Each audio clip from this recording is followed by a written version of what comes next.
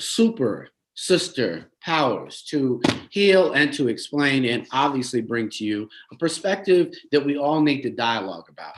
In her new position, we want her to share her vision and also encapsulate our understanding of where HIV is and where it's going. So, for all of you, Raniyah, how are you? I'm good. I'm excited to talk to you. Thank you for having me. I'm really excited. Wish I felt the same, but it's a pleasure, really. I really love and admire individuals. So I'm not as excited as I am inspired. I try to work in my emotional context. Obviously, I'm being light, but at the same time, I'm inspired. I think it takes a real generation to be able to provide the community with leadership and compassion. So, why don't you share with us just kind of where you find yourself in your journey as a healthcare kind of inspired leader? Because I think leadership is so key at this moment. We are in the zenith of finally recognizing the greatness that Black women have and are giving. So I want to say thank you for your gift to our community. And why don't you kind of share with the audience where you are, who you are, and what we really should be thinking about as we observe women, obviously yourself, and other women in healthcare in general. Yeah, well, I'm excited to be here, to be able to have an audience, right? And to be able to have this conversation that people don't get to have every day. My name is Raniyah Copeland. I am the president and CEO of the Black AIDS Institute. The Black AIDS Institute is the only national HIV and AIDS think and do tank focused exclusively on Black people. Our mission is to end the AIDS epidemic, and we do that by engaging Black institutions and individuals to confront HIV and AIDS. We do training and capacity building with health departments, healthcare organizations, community-based organizations, really helping them to serve Black people well. We do advocacy and mobilization. We do information dissemination, and we provide direct HIV services. So that's HIV testing, linkage to care, to over 3,000 Black Angelenos every year. So we're a national organization, but headquartered in Los Angeles. We have an office space also in Atlanta where you're at. All the work that we do is from a uniquely and unapologetically Black point of view. Our motto speaks to our mission, which is our people, our problem, our solution. I've had the privilege of being the CEO of Black AIDS Institute for World AIDS Day marked 2 years since my announcement as BAI's new CEO. And I came in as the first CEO after our founder and long-term CEO, Phil Wilson, who is a well-known Black gay man living with HIV, a well-known LGBTQ HIV activist. So it was really kind of a turning point for our 21-year-old organization to have new leadership and to really kind of be at this new point in time when we talk about ending HIV within our lifetime. I've been with BAI, I'm sure I should remember the number of years exactly, but I think it's been like 13, 14 years now. I am a Southern California native, and I went to UC Berkeley for undergrad. And my parents or they are Black Muslims. And, you know, they were part of that tribe of folks who were part of the Nation of Islam and then converted after Malcolm X was killed, working Muhammad. And so there is this real kind of legacy and these values that I have around Black empowerment and Black freedom that have always been very central and core to me. And when I went to college, you know, I thought, okay, how am I going to serve Black people? Because that was always kind of what was instilled in me, that, you know, Black people, that our ancestors have been given so much, or not, our ancestors gave so much for our freedom, but we're not free yet. And that we have to continue that, right? And that we have to honor those who came before us and make sure that we make the world better for Black people who come after us. And so I was like, so how am I going to do that? And for me, what, you know, was really important was health. And that when we look at health, you know, there's no way that we can look at health, particularly in Black communities, without seeing how racism, anti-Black racism impacts every outcome. And so I had, you know, the opportunity to be at Berkeley, studied public health and African-American studies. And after that, I went and worked at Planned Parenthood. And I thought, okay, I'm gonna be a doctor. I'm gonna make sure Black folks can live long and healthy lives, kind of live into who we're supposed to be to create change. And I was working at Planned Parenthood, and I was like doing my post-bac program, so taking classes to apply to medical school. And we did an HIV test with a young Black gay man, and his result was positive. And we went to go give him the result. And the face that he had, and his response was, I expected this to happen. There was this inevitability that he thought he was going to acquire HIV because he was young, he was Black, and he was gay. And the heartbreak that I had for how he thought and how he kind of saw his life, right? And that the whole Black community wasn't up in arms about, this feeling that so many of our folks were feeling, was just an outrage to me. And I felt, strongly that there was a calling for me to not really think about health at an individual level, but to really do it at a community level. And was really, inspired to find out about Black AIDS Institute. I applied for a job there and was like stalking them, like driving around the building, trying to find out about the organization, and was really excited to get a job as a coordinator, coordinating one of our training programs. And from there, really kind of rose up through the organization. And it's what I've really kind of dedicated my life to, ending HIV. And I believe that when we end HIV, the strategies to end HIV will also end health disparities as we know them. That it's really about centering anti-Black racism, that we have to respond to the structural racism that fuels HIV, but also fuels health disparities overall. COVID-19 is a great example, but we can also look at, heart disease, diabetes, and all these things that disproportionately impact Black communities. So, it's hard work, but I'm excited and very privileged to do it every day. Great. Can you kind of describe the similarities between HIV and COVID-19? Yeah, I mean, it's interesting to, nobody could have imagined what this year was going to bring. And there's some really strong similarities behind when it comes to HIV and COVID-19. There's a reason why the top researchers and scientists like Fauci that we see who are leading the COVID response have a huge history in HIV. The new CDC director under the Biden administration is a well-known researcher, an advocate in the HIV and AIDS field. I think it's because of these similarities we see in HIV and COVID. One of the things that we first thought about and hypothesized when we saw COVID was that we're going to see disproportionate impact in COVID-19 as it relates to race and ethnicity. The same thing that we saw from the beginning of the HIV epidemic, what we started seeing, pretty immediately in COVID-19, that really health and health disparities travels along racial disparities. And so that's something that we saw pretty immediately. We also knew that, what we call social determinants of health were going to greatly impact COVID-19 in the same way that, it impacts HIV. Things like poverty, which really is a driver of HIV, is a driver of COVID-19. Housing, which is a driver, or lack of housing, inadequate housing, is a driver of HIV. It's a driver of COVID-19. I think those social, those structural determinants of health are really important for COVID-19 as well as HIV. We also knew there was going to be a huge barrier when it came to access to care. So who has healthcare? We have the Affordable Care Act that has been gutted and thrown sucker punches left and right from this current administration.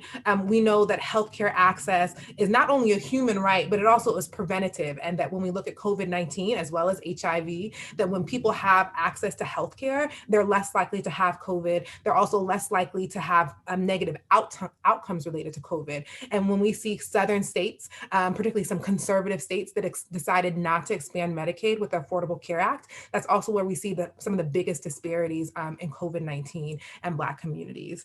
And maybe the last thing I would add, though there's many things we kind of have in similarities, we can talk about similarities around virology, right? How is the virus kind of similar? What are things that we know around kind of infection? I would say the other kind of big thing that we know is really important with COVID-19 that I don't think we've seen yet, but we know is important from HIV, is how critical community advocacy and mobilization from communities who are most impacted is. then when it comes to HIV, that there was this huge mobilization of Black communities, a huge amount of media attention to actually respond to HIV in Black communities. And some of the advancements we've made in HIV, particularly medical advancements, were really championed by Black communities. And though there's still a disparity, we've seen, larger uptake, and we saw that as critical kind of components of uptake in communities. And with COVID-19, I mean, we see the vaccine hesitation, not just in Black communities, really across the country, but it's much more heightened in Black communities. We know that medical mistrust, that Black folks, as Black folks, that we experience medical racism on a regular basis. We can call on Tuskegee as like the, kind of thing that we can call on and name, but we experience it on a regular basis. When you look at, maternal mortality, the number of Black women who die from giving birth, and the number of Black babies who die, that this is not, we aren't just making this up. And so we have good reason to not trust medical systems and medical institutions. We have good reasons not to, trust clinical trial processes. And, without information, without being able to really kind of have this massive mobilization, so Black folks have the information that we need to make good decisions for ourselves, that we're going to continue to be left behind when it comes to COVID-19. And I think those are, that's a really important similarity with HIV that we don't see getting enough attention right now. We don't see enough resources in making sure that communities that are most impacted understand the process for, vaccine development. We understand, how does a vaccine work, so that we can really make decisions based off of science, as opposed to, social media and our text message groups. Okay, it's cool. For all of you out there, I think that the myth is, and I think you probably, or maybe you haven't, had a friend ask, are you going to take the vaccine? I have had people ask if I'm going to take the vaccine, and I do plan to. But I also, am very clear. I have a seat of, extensive privilege as it relates to the vaccine development process, that Black AIDS Institute is working with National Institute of Health and advising them on all of the COVID vaccine clinical trials that are happening across the country. So, I'm on weekly calls and getting regular emails, that saying, okay, this is how many people enrolled in the trial, being able to have access to the investigators and the scientists who are leading those clinical trials. I've had conversations with folks at CDC about the process. I also, understand vaccine work very deeply because of the work that we've done around HIV vaccine. And so, I understand kind of the immunology response in our bodies. I understand kind of the way that messenger RNA works. And so I feel really comfortable with the process, but I don't think that most people have that access. And so for me, it's really not about trying to convince people to take the vaccine, because I think that that is not respectful of where Black folks are at and the experiences that we have. That really my push and Black AIDS Institute push is around, how can we make sure that Black folks understand more about clinical trial processes? How can we make sure that Black folks understand what good research is, so that you can have conversations with your clinicians, with doctors, your nurse practitioners, so that you can make an informed decision. And that if you decide you don't want the vaccine, I think the conversation is also about, like, then what is your strategy to make sure that you stay safe and you stay healthy, and that folks around you stay safe and healthy as well. But I personally plan to take it. I look forward to it. I was trying to get myself into a vaccine clinical trial, but I have 2 young kids, and we are all here together, and getting outside the house is a little different now. But yeah, I personally plan to take it. But I'm also, a big fan of vaccines overall. Like I take the flu shot.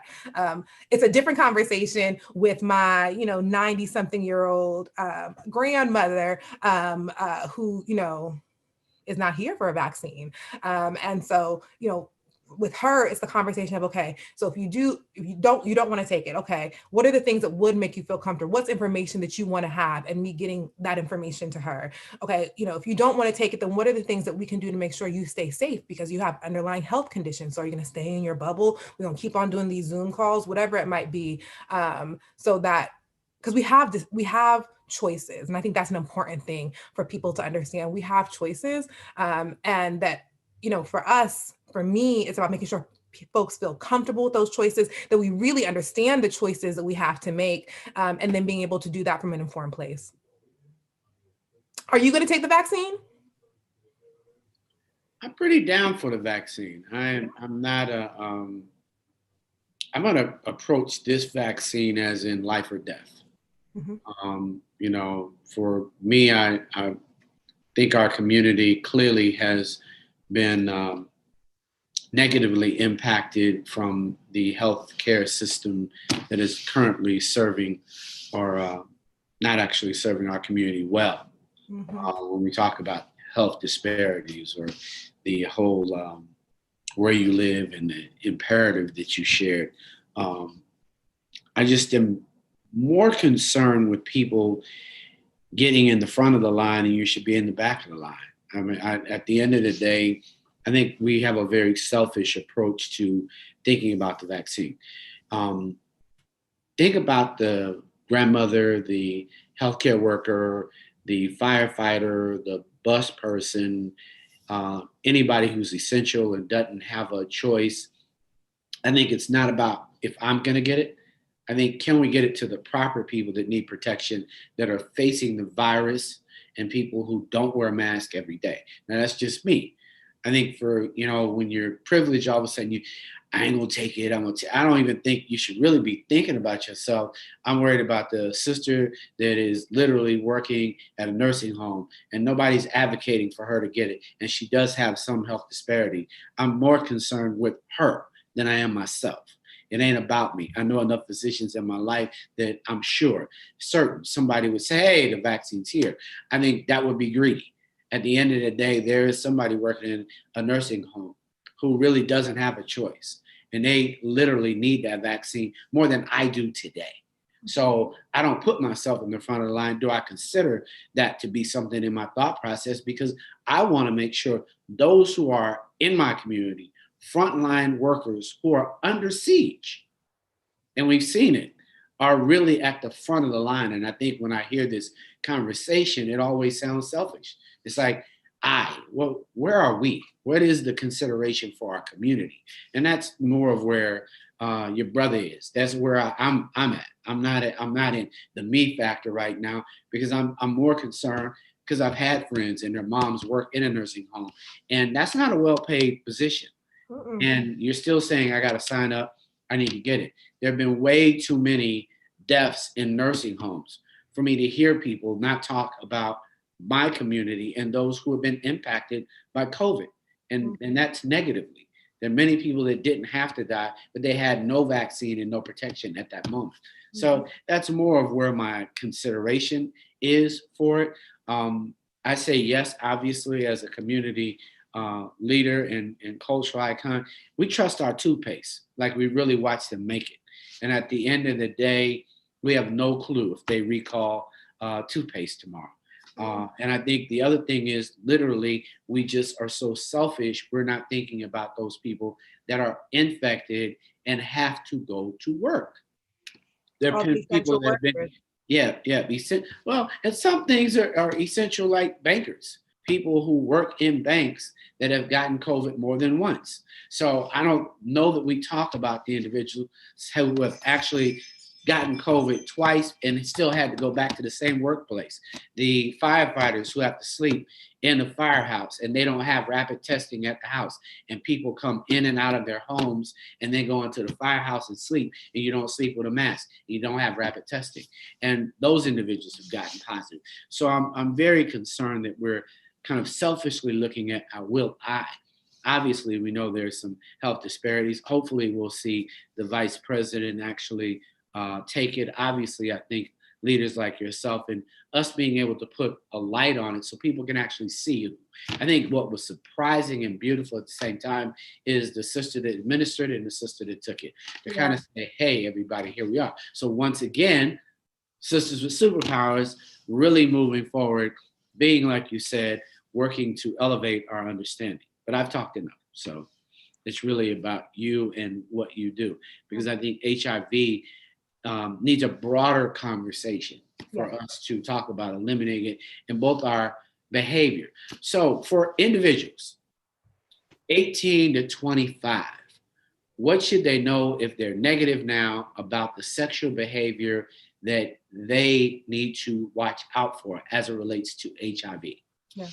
I would say my recommendations for 18 to 25 is the same as my recommendations for 15 to 105.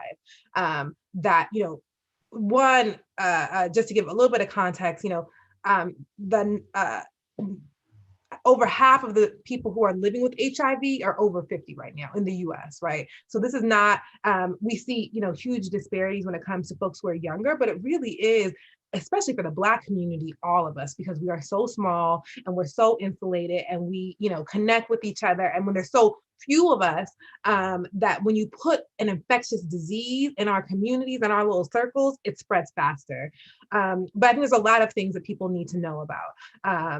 One, HIV is not the death sentence that it used to be. That, I hear from people all the time that, I haven't heard about HIV in years and decades. And I heard about it in the 90s when Magic Johnson came out with his status, but I haven't heard about it since. And just because we haven't heard about it doesn't mean that it's not happening. And HIV is a disease that is still ravaging Black communities. But at the same time, it's ravaging our communities, though we have technically the tools that can end HIV. Right. So we have amazing HIV testing technology. So you can go to an organization, you can go to your doctor, to a community health clinic, and you can get an HIV test and get results in as soon as 60 seconds. We have programs now where you can actually do your own HIV test at home, that you can go, wherever you are, sitting right here from your computer on your phone, you can find a place that will mail you an HIV test that you can do in the privacy of your own home. There's programs that will do a Zoom call with you to kind of guide you through the process, but we have this amazing testing technology that it has never been easier to know your HIV status. So there's that, right? And I hear so many people who go to their doctor and they've never tested them for HIV, especially for Black women. The number of Black women who've never been asked for an HIV test is astounding to me all the time. And so, we have to, as Black folks, unfortunately, we have to be our own advocates in this space, and that we have to make, ask your doctor, don't just assume they're testing you for HIV every time you go in there. So HIV testing is critically important for all of us, that we should all be getting tested at least once a year. For some of us, we should be testing more often than that. And your not your HIV, your clinician, your doctor, your nurse practitioner, your physician's assistant, they'll all talk to you about kind of how often you should be tested. But for Black folks, at least once a year, you should be tested. We also have amazing new, yeah. So here, and I get it, but part of what I don't want, as people are meeting, we've got the legalization of marijuana.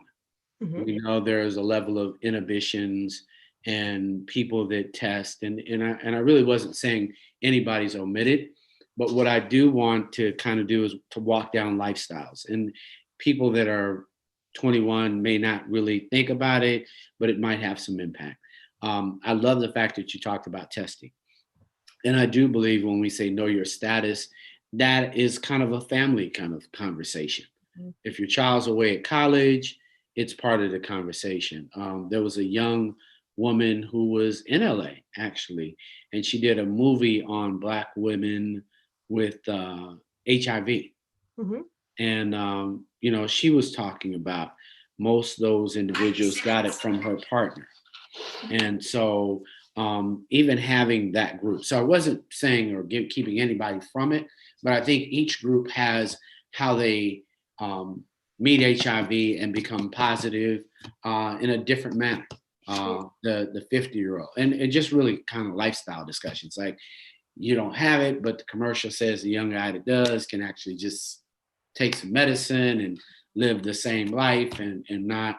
And then you have obviously the 60 or 50-year-old who's contracting the virus from somebody she loved and trusted. So those are the kind of things I was just sharing.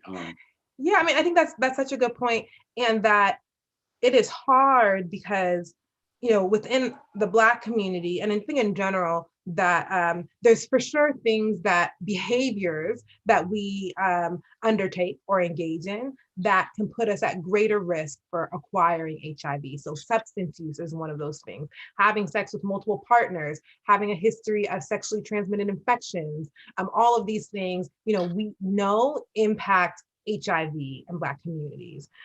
Sometimes I think the challenge is, though, that we think that it's mostly about behavior. And we think, oh, I've only had sex with a couple people. Oh, I don't do drugs very much. And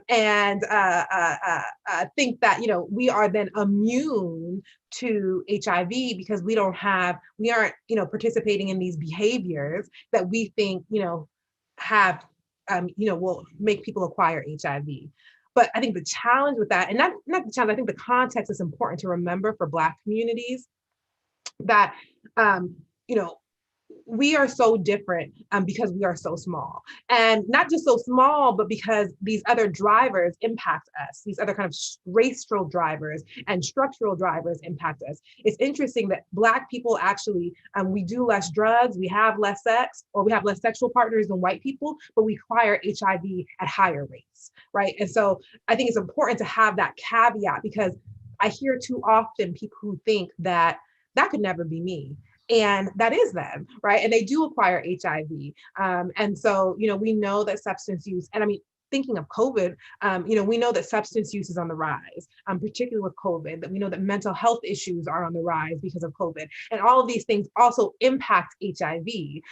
We know, and so I think that's an important, kind of thing to lift up as it relates to this. I would also say, something for people to know about that many people don't know about is PrEP, pre-exposure prophylaxis. And so this is, it's a really kind of novel concept. It's been out for years now, but people who are HIV negative can take a pill every day. And they are, over 90% protected from HIV. Virtually kind of completely protected from HIV, which is amazing, right? That, theoretically, HIV could be stopped if everybody wore condoms correctly all the time, but we know that doesn't happen. We can see that from, sexually transmitted infection rates and HIV rates. But, this biomedical tool, this medication, right, kind of like a birth control for HIV, is something that's widely available, but Black communities, brown communities are not taking advantage of for many reasons. Medical mistrust, right? We don't trust medical systems. We don't trust medications in the same type of way, but also, and more people are learning about PrEP and knowing about PrEP, but also doctors are prescribing it to Black people the way that it should be. When you look at the reasons why, who qualifies for this medication. I talk to Black people all the time. I miss Essence Music Festival, the largest gathering of Black women in the country. We've been working at Essence every year for, I think, over a decade now. And every year we would go to Essence and we would talk to Black women about PrEP.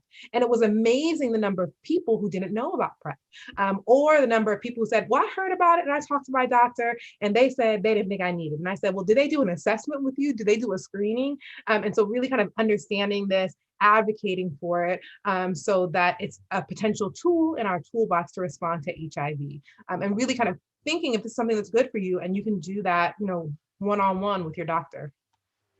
So I think that that's something that's really important. And I think the last point I would really kind of emphasize, and you spoke, I think you alluded to this earlier, was how we've made these amazing advancements when it comes to HIV medications. And so we have this concept called treatment as prevention. People also have coined it U equals U, so undetectable equals untransmittable. So people who are living with HIV, if they stay in care, they stay on medication, and they can suppress their viral load so low that a test can't detect it, that means they are virally suppressed. And that means they are able to live a long and healthy life, that HIV is not, ravaging their immune system.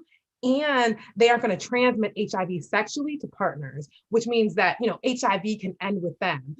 It takes away the fear, the stigma, the concern that many people living with HIV have around transmitting it to other people. It helps, it's really helped people who are living with HIV and have an HIV negative partner, because you have PrEP and you have U equals U, to really protect families and be able to have, children that are HIV negative. And many folks don't know about this. And I think the thing that's important is that people living with HIV, people who are affected by HIV, experience so much stigma, right? This kind of concept, this idea that HIV is it's putting this type of negative attribution, this negative quality over the person who has HIV.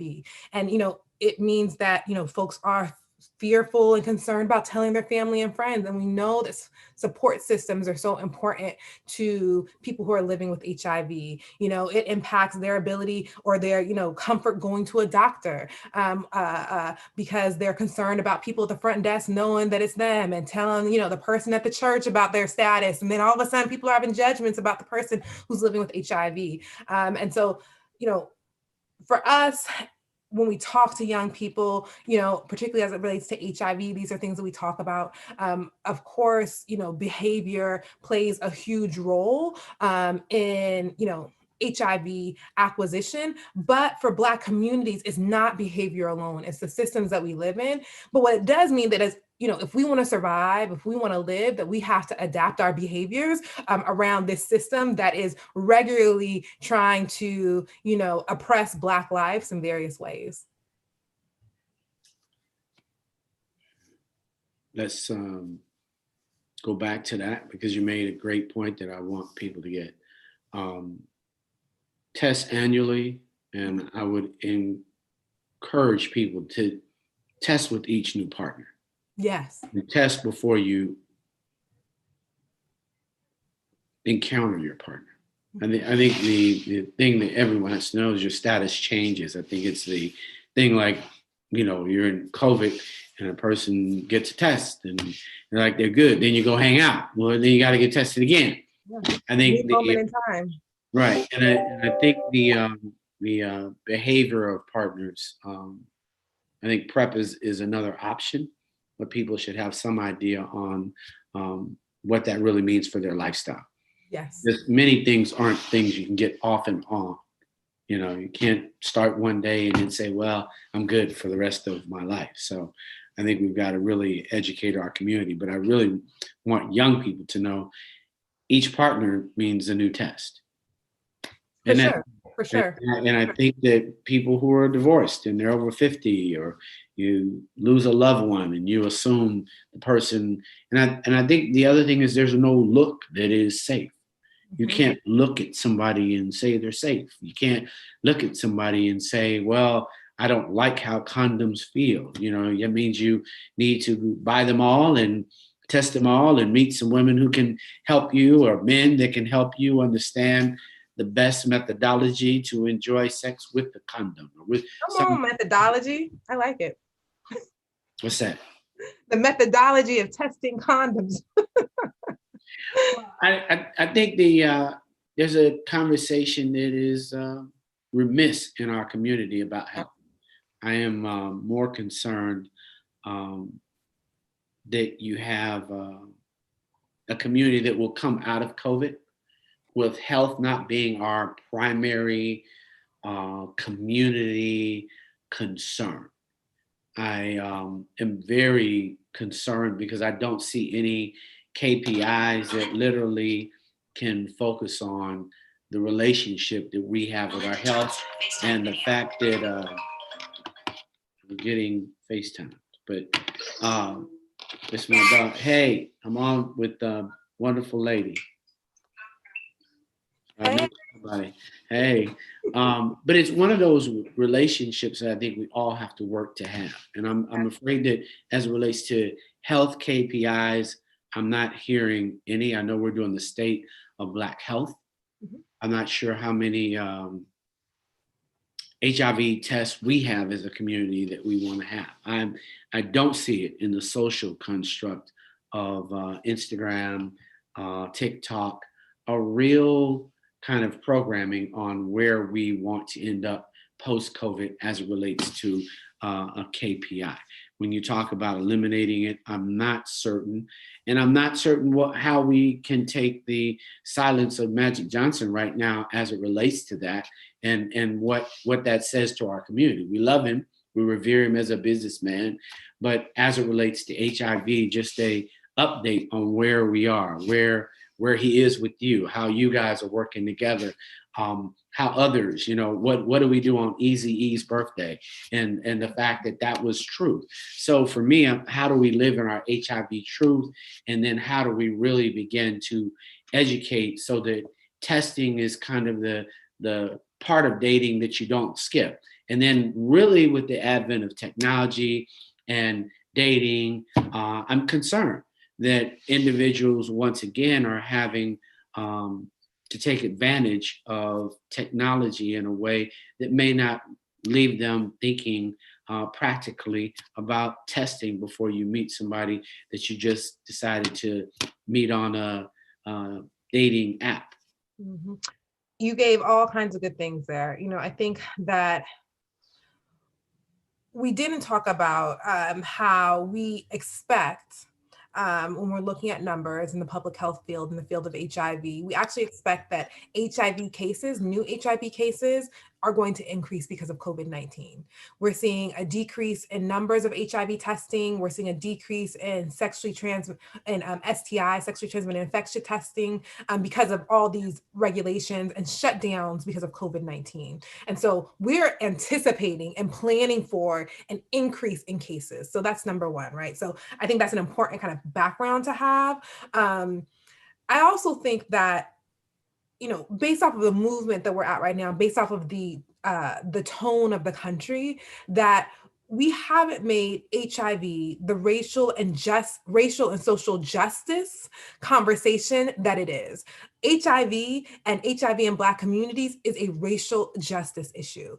It is a social justice issue. And if you believe that Black Lives Matter, then surely you must be passionate about responding to HIV and other health disparities that greatly impact Black communities. And so I think there's some messaging and conversations around, how we make sure people care about this. Like, I think that we have to have some realer conversations that if you say you love Black people, then you need to love all Black people, and then you need to love and really respond to and be a champion for the things that are ending Black lives every day. And surely HIV is one of those.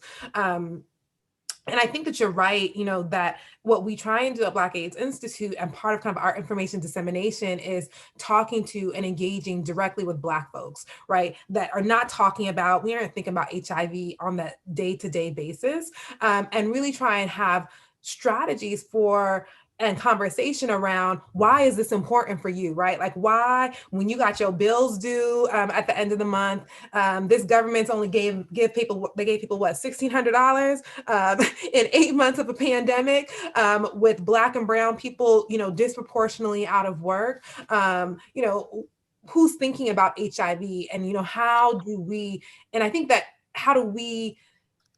really kind of embed this work in our overall work towards freedom, and having, I think, conversations internally within Black communities, so that we can be on the same page. How do we have conversations as families? How do we have conversations as friend circles to really be responsive to HIV? How often are you in your group chat talking about who got their annual HIV test? It's the end of the year. Who make the call? Who did it? Everybody do their mammogram. I think these are the things that I think every day show and affirm our support for Black lives. That, we had this conversation at Black AIDS Institute that, Black Lives Matter, of course, it also means Black lives mattering to us as Black folks, and that we, have to take some responsibility to save ourselves, because obviously it's not going to be these systems that are going to take care of us. And so how do we take care of ourselves until these systems start giving us the dignity that we deserve? Yeah, a little concerned about the Black lives. Definitely don't think health disparities collide. I think it's kind of caught up in a social injustice, and we don't know that healthcare is part of that Mhm. narrative, just as though economic omission, if you don't include me in the economic process, your capitalistic process, if I don't do business with you, if less than 2% of all businesses is done by the national government, is 2% with people of color, that's a problem. Mhm. I think it's a real problem for us that people don't see healthcare as social justice. Mhm. The same way as technology deserts, like now you can't get online, or your baby can't get online because you don't have what it takes. I think those are the conversations. I'm real concerned about really the makeup of people like you and the documentaries. I probably would have thought by now there would have been 20 real, and we probably want to push on Tyler Perry. and others and Ava to continue to do what they do, but also, bring individuals like yourself to bring a real life brush to the counseling, to the people that actually do HIV outreach to homeless men and women, for people who actually do HIV outreach for men and women who are IV drug users, for men and women who are sex workers. I think our community has to see these individuals in a much more compassionate, loving, empathetic way. But I think at the same time, we must begin to demand from Fox and from others who are producing shows on drug trafficking, and yet you're omitting the HIV. And at the same time, you're going to have a blockbuster with this and a music game, and you're going to acknowledge the individual sexuality, but you're not going to acknowledge the presence or potential for HIV. And I think that those are when they don't have you in the writing room, when they don't consult with you and ask how can you put a documentary that it is just 20 years, 21 years of commitment. I think we've got to tell our storytellers that there need to be better stories and more lifestyle stories presented by women like yourself, who are CEOs, who are literally making sure that social justice for those with and without and before, and we're hoping, that for all of our children, that there is no HIV. So is that something we're going to get a Grammy with? Is that something that even Nipsey would want? How would he approach that? And the fact that as a icon, he wanted to heal the community. So if we all want to heal, then let's put it in a rhyme. If we all want to heal, let's kill HIV for sure. So for me, that's more, since you're in Hollywood. I think it's about self-determination, which is one of the values that we have at BAI. It's also one of my favorite Kwanzaa principles. That it's about like Black people, we got us, right? That we have the talent, we have the wisdom, we have the skills to take care of ourselves. And so, when I hear all the time about, there's not media attention that there used to be on HIV, and I don't hear about HIV anymore. I think about what you say, these amazing media influencers, these amazing artists who really kind of influence our culture and the conversations that we have on a day-to-day.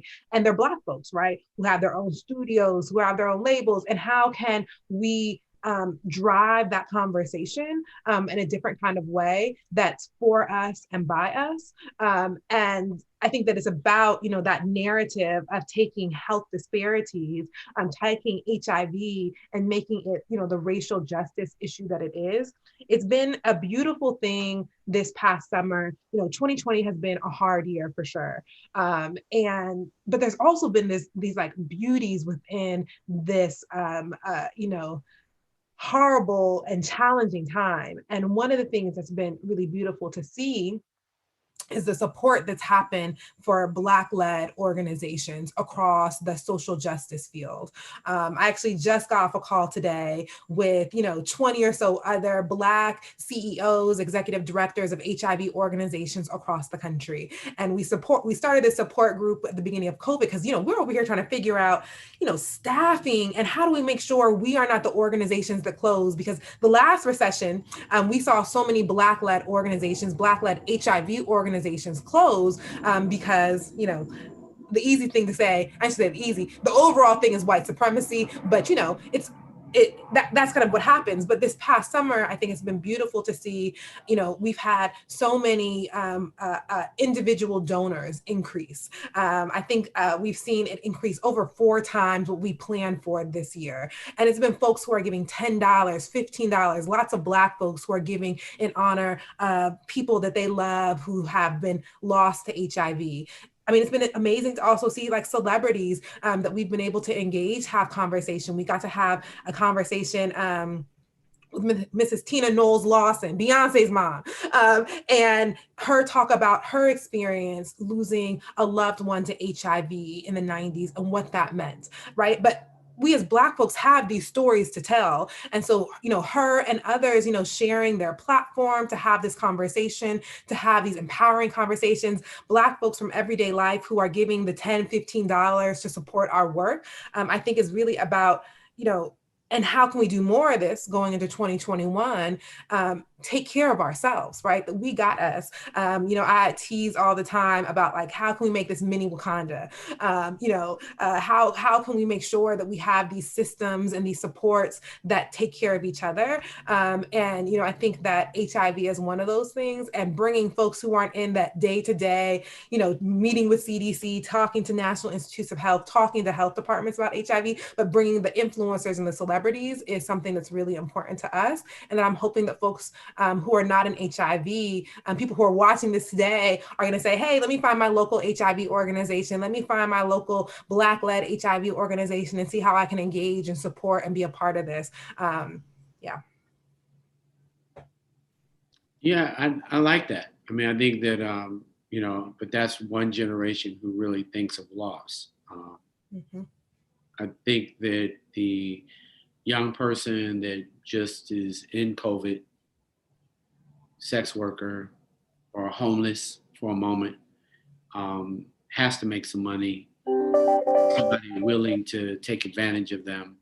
I think that we need to think about them as well. I Mm-hmm. think that that's not going to be in Miss Knowles' age group. Mm-hmm. And I think that, if we're still singing about, Molly's and, that thing, that we need to think about the issues that our communities facing in a real, I guess, the script that you'll be working on over there. Because I think you've got to, after 20 years, I mean, if nothing else, it's a documentary. Yeah. I do remember Phil. So he is somebody I met when Rolling Out first started out, because we're 22. So we would hang out in LA a little bit. I miss LA a little bit. But I'm very, very concerned for the individuals that are homeless and have to face, or somebody who just found out they're positive and they're having to be alone and be isolated and not be able to get to treatment. That person in COVID and persons are, huge concerns, because just the whole process of onboarding someone like that, the whole process of COVID, homelessness, more people at the food bank. So now you're spending more time outside, waiting in line, maybe not making it, shorter times and hours for, outdoor mobile healthcare outreach units that are out there hoping to serve those individuals, and those individuals not certain what time, what place. So I love what you do, because I know that is not easy work. That is, a calling from, whether it's Allah or God or whatever you need. It's a higher calling to be able to deliver that level of service for as many years as you served prior, and then as many more years to bring your organization to the next level. And I love the fact that there's a young person transitioning, because that's the torch that, generally they go out, and then the founder just lets it go out, versus, find someone within the ranks that gets the mission and sees it as her calling as well. So that is a beautiful, beautiful thing. What should women know? Because this is the moment of the woman. And it was really frightening to hear the sister with the movie talk about the fact that women over 50 are getting infected. And what can we share with them, given that we're going on holiday and it's that time to get a honeyboo, and you might not be thinking he's over 60, so the safe principle is in play. Yeah, I mean, test, test, test. Testing for HIV is critically important. Talk to your doctor about PrEP. Many Black women don't know about PrEP. Many Black women don't think that we're good candidates for PrEP, but many of us, I think it's over 1 million Black women across the country are good candidates for PrEP. They qualify for PrEP based off of the assessment that happens. And so, and I've also talked to many Black women whose doctor says, oh, you don't need that. right? Because they have this idea of who HIV impacts. And so really push for that. So I tell every Black woman, get tested. Every Black woman, make sure your doctor screens you for PrEP and see if it's something that is good for you. And then I think the other conversation is about how we can negotiate safe sex practices in relationship.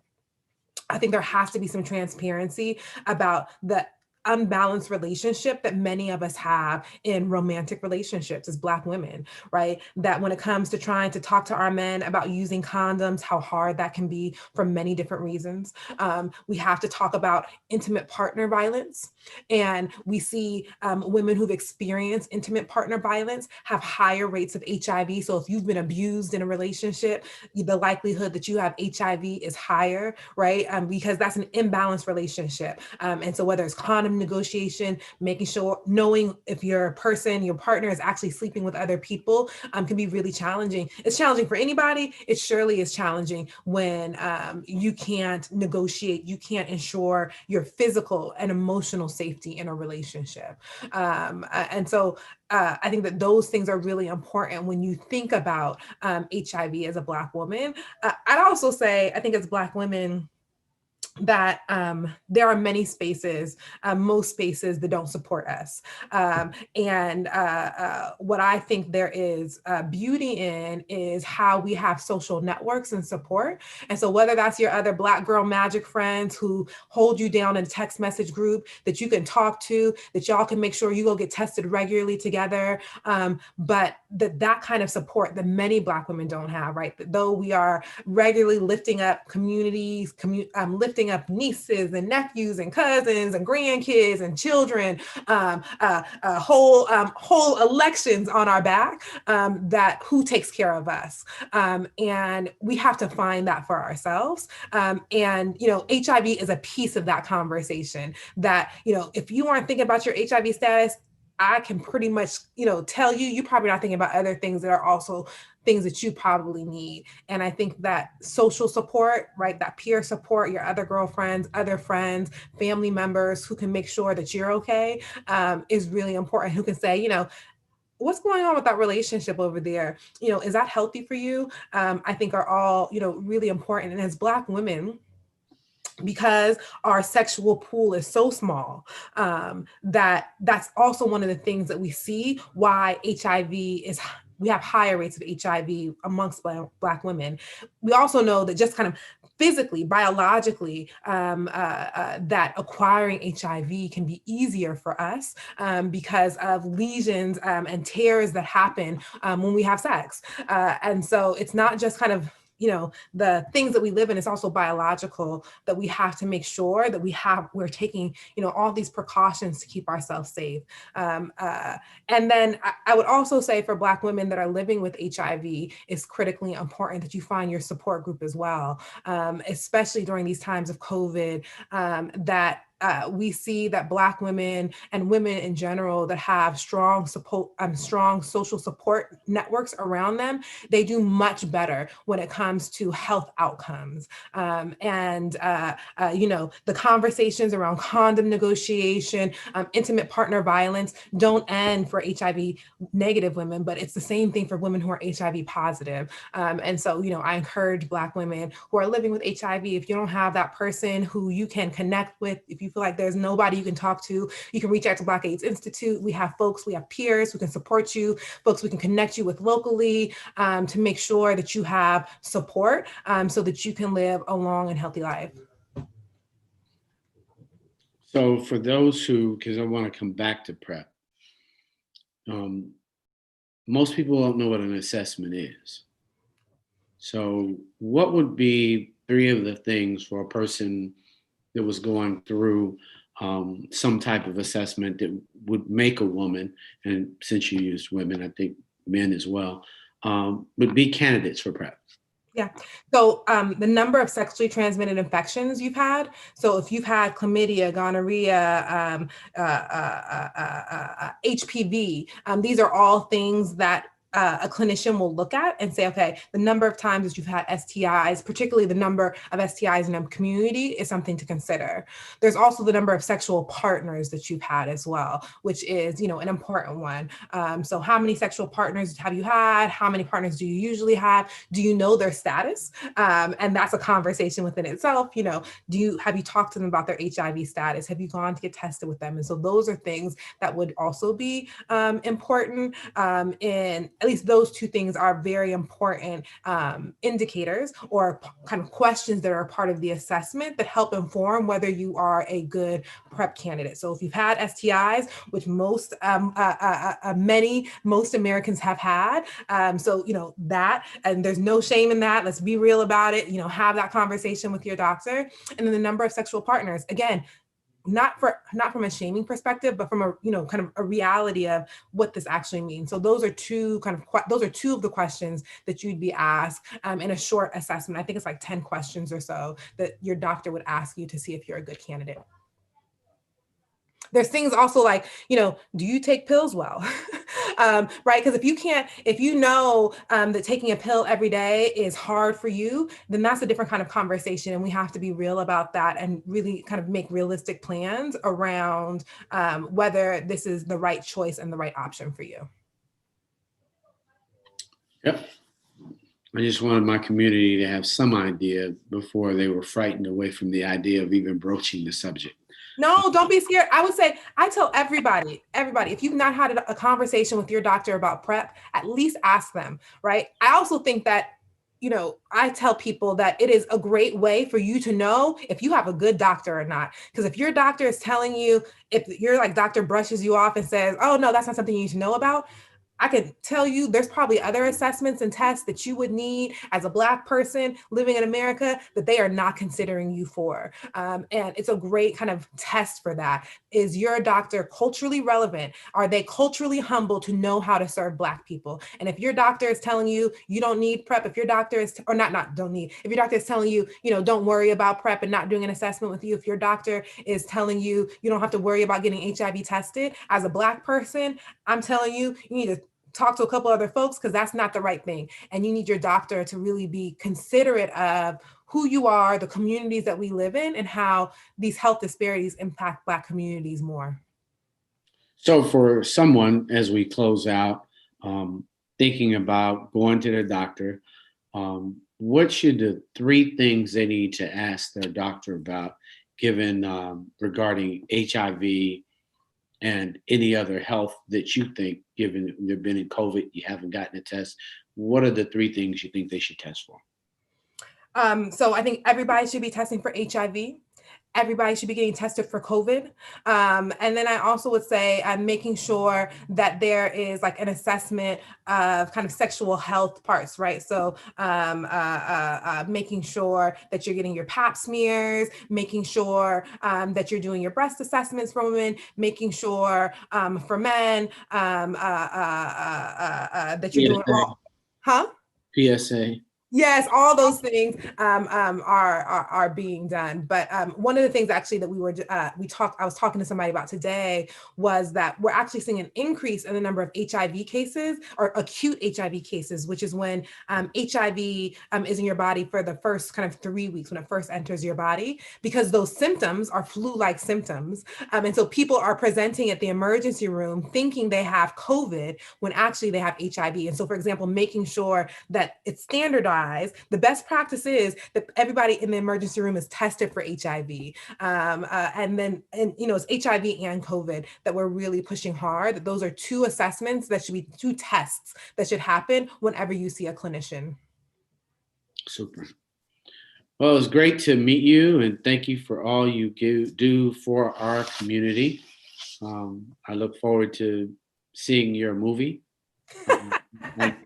If not a documentary on your organization and the service that it has rendered, actually in LA and across the country, nationally. So as advocates, so I want to just say a big thank you to you and to obviously your entire organization for the love and service you give our community.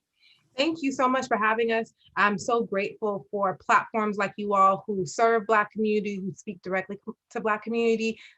taking time to talk to us and make HIV a priority when there are so many conversations happening. And I am always filled with so much gratitude that folks like you who are cultural icons will take the time to talk about HIV and really share this message directly with Black community. So I'm very grateful for that. Yeah, no, thanks to you. Culture equals community for us at Rolling Out. Culture equals community. But I want to make sure that your op-ed, I didn't see one this year. So for 2020, we need to see op-eds. Definitely, we've got a big event, the 18th, about movement. So the steps of what we need to do as a community. Definitely February, Sisters with Superpower. We got a whole health conversation. So let's figure out how we do that together as well. So I'm Munson Steed. We appreciate all of you. We have been here with Ms. Copeland. She has done a phenomenal job as the new CEO for us. Everybody who knows her organization. Why don't you say the name of the organization one more time? The Black AIDS Institute, BAI, www.blackaids.org. Follow us on all the social medias at Black AIDS. All right. We love you guys. Take care. This is Munson Steve with Health IQ. Peace. We'll see you next week.